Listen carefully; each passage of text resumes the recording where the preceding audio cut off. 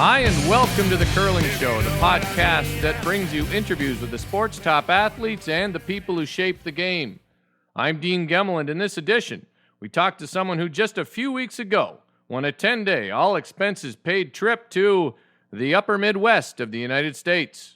Direct from Grand Forks, North Dakota, in his first conversation on this podcast, Marc Kennedy, welcome to The Curling Show. Thanks for having me, Dean. You're a few days into it, and the team is 6-0, but you got just about all you could handle from David Murdoch's Scottish rink and Thomas Elsford's Norwegian outfit.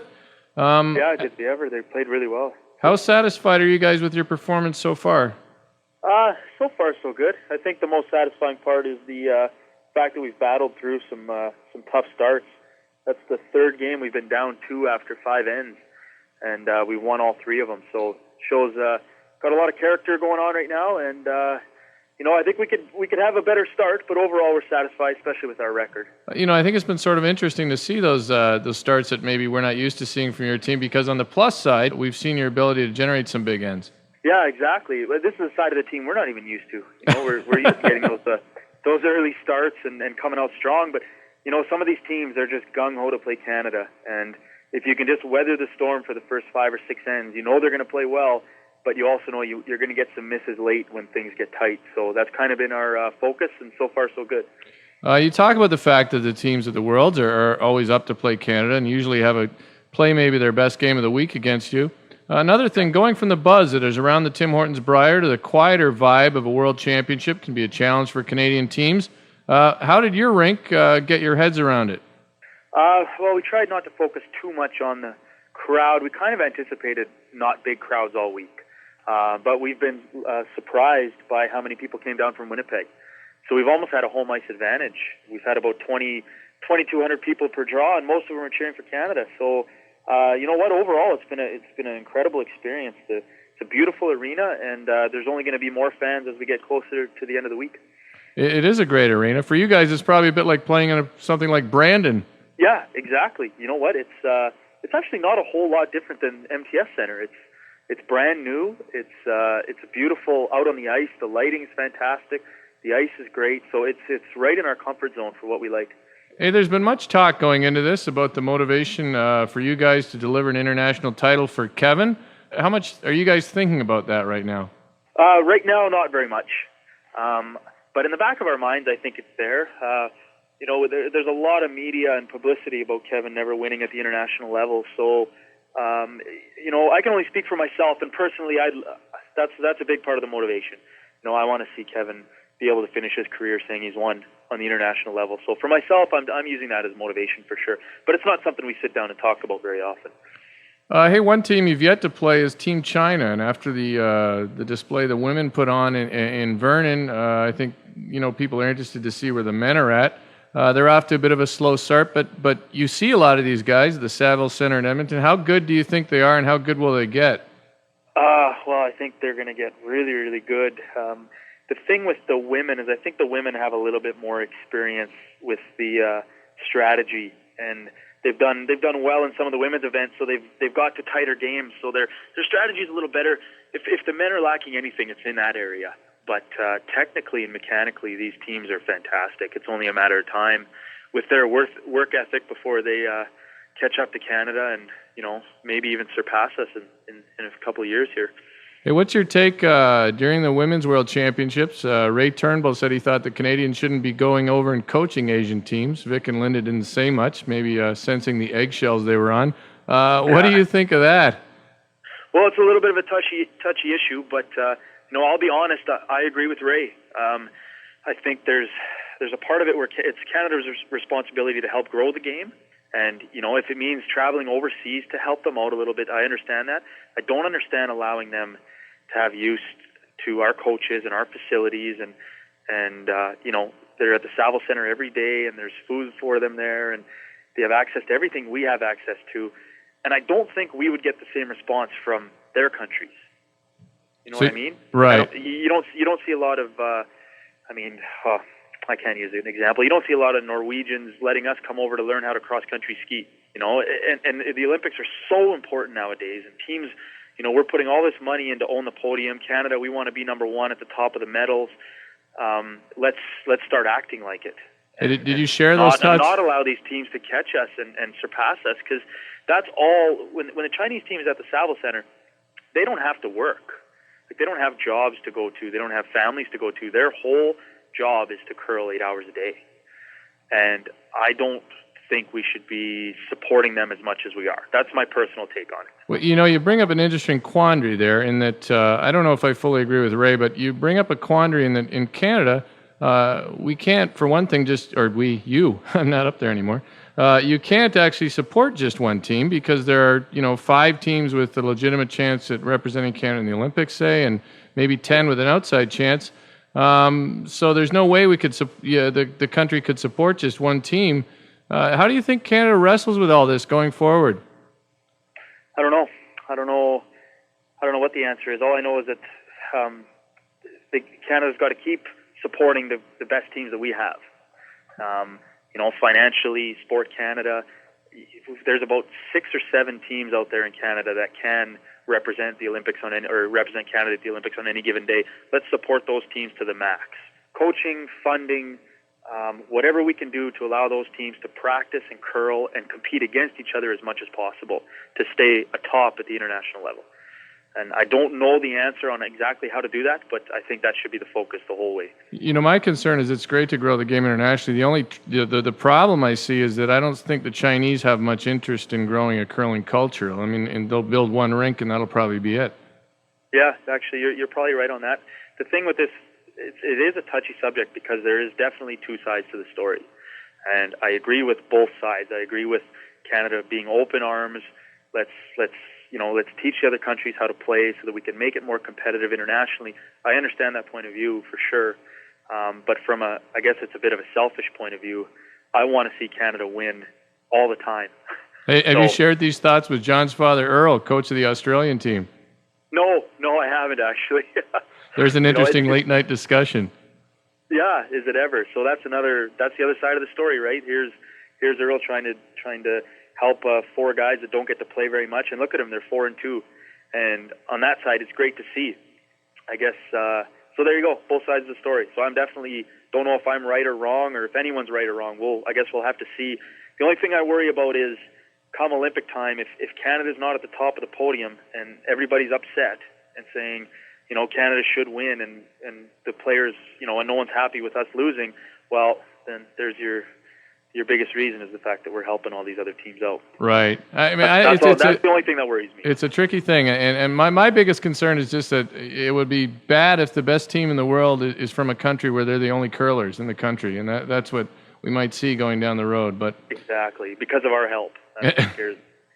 Anyways, hey, Kevin Martin also talked this week about a time when curling teams would have managers and personnel would have contracts. Do you think you'll be playing when something like that might happen? You know what? I might not see it in my day, but I think it's going down that road. It's an interesting idea.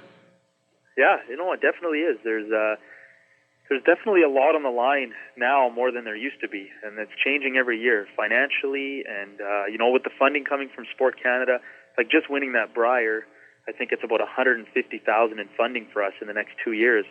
Now you're starting to talk about enough money to pay your bills and make your way. So, down the road, I definitely see that becoming a part of curling. I'd like to see a time maybe when the Grand Slam teams could sell shares in their teams and fans could be shareholders in the teams. Not big dollars, but you could, much like the Green Bay Packers or something. I think might be interesting. Well, with the amount on the line, it definitely is starting to move into more of a business mentality, right? Teams are becoming kind of small corporations. So, yeah, you know what? I'm all for it. I want to see that. I want to see the game grow as much as possible, so people can start making a living at it and doing it full time. That would be ideal for the sport of curling, in my point of view.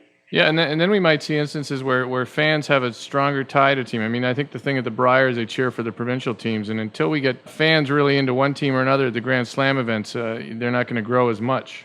Exactly.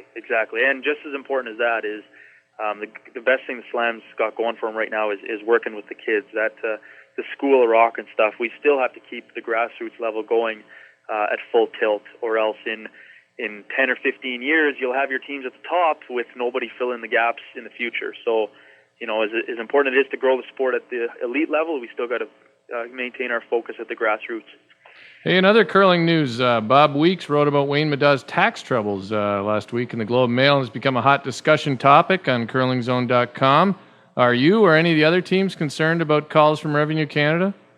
No comment. All right. No, I'm kidding. I won't get into it then. But well, you know what? No, that's fine. It's definitely a concern, and we've tried to get as much details as possible because I don't know the full details as to why it's only Wayne right now. Yeah. But the thing that concerns us, and I don't know where the government's going with this, is how it can be possible to tax, because there really is only 5 or 6 teams in a season that make any money. I mean, realistically, the cost of expenses, travel and airfare and everything, there's only 5 or 6 teams that make money. So if you're gonna tax those 5 or 6 teams, you got to be ready for the expenses of thousands of curling teams across the country. So in the long run, I don't see the government making any money off it. So I don't really understand the whole reasoning behind it. Well, I don't understand it either. I think every team will be wise to keep receipts from here on out. That's for sure. But I don't see how it seems to me like some pointy-head bureaucrat got an idea, and it doesn't seem like a wise one, although I don't know all the details. No, exactly, and I don't know the details either, but I do know from what I've heard from Wayne and such, it's very difficult to get any answers, and that's the biggest problem. There's no one for us to talk to and find out exactly why they're so hell-bent on taxing these curling teams. So, you know what, the future will tell us more for sure.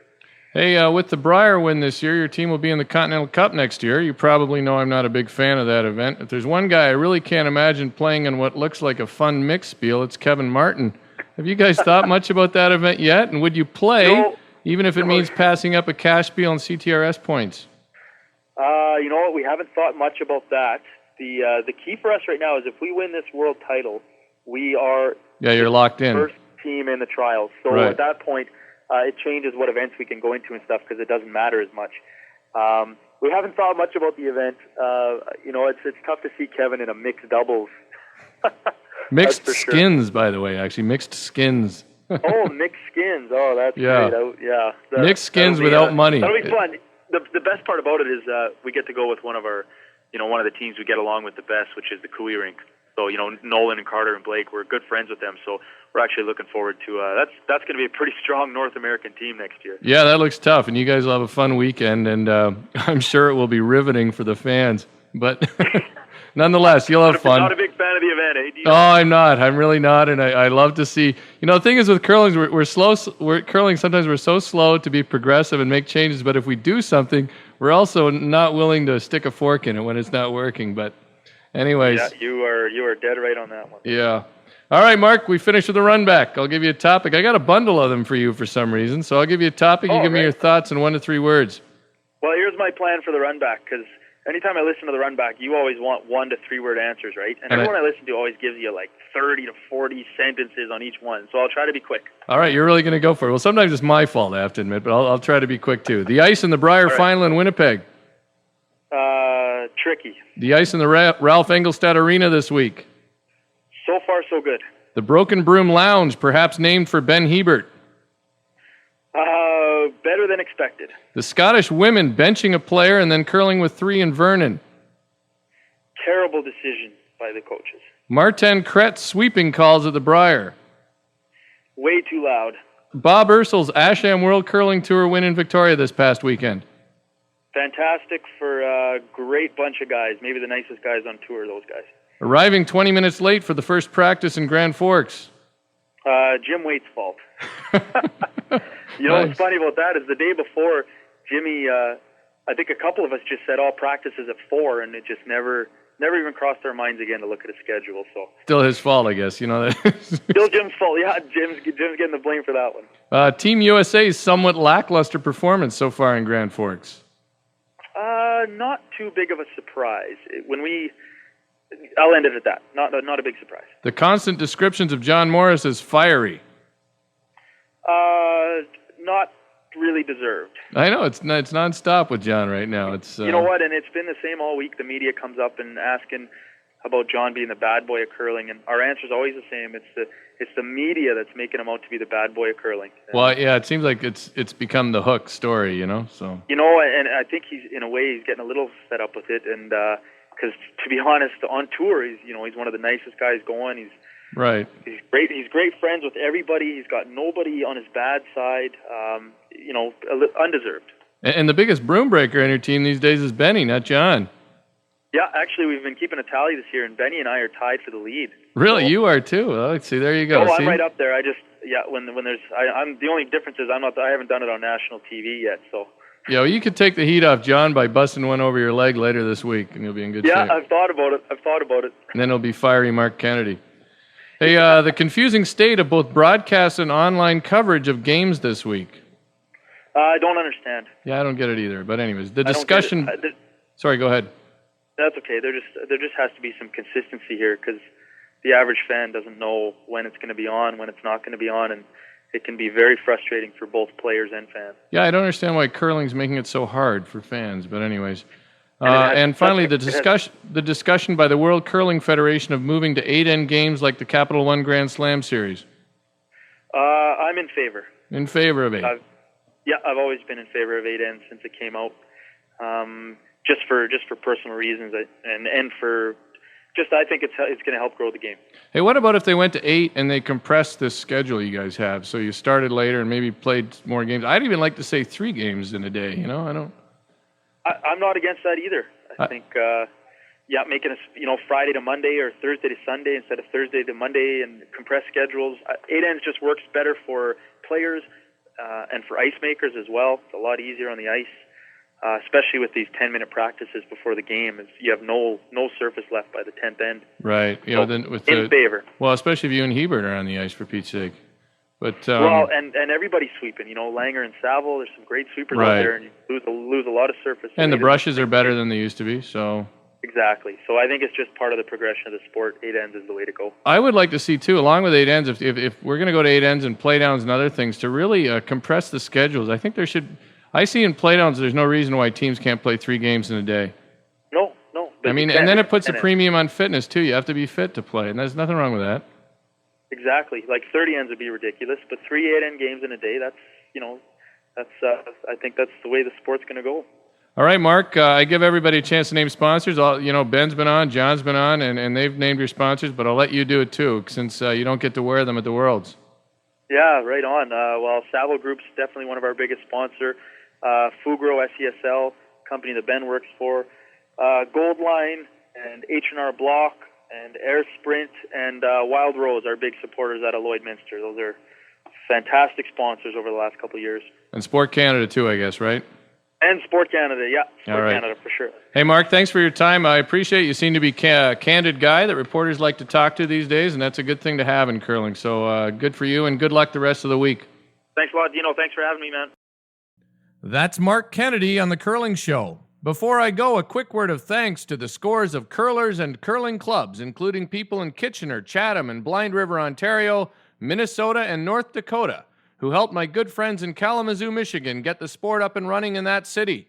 They had more than 200 people at their first open house, and they're using an arena that would be very easy to convert into a full-time curling club. Putting Olympic goals aside for a moment, it was more proof there is no sporting community as supportive as the one we have in curling. Thanks for listening. Here's the pudding. Don't you know it's hard for me to see things that I cannot find? How can I tell if it's a dream or just all in my mind?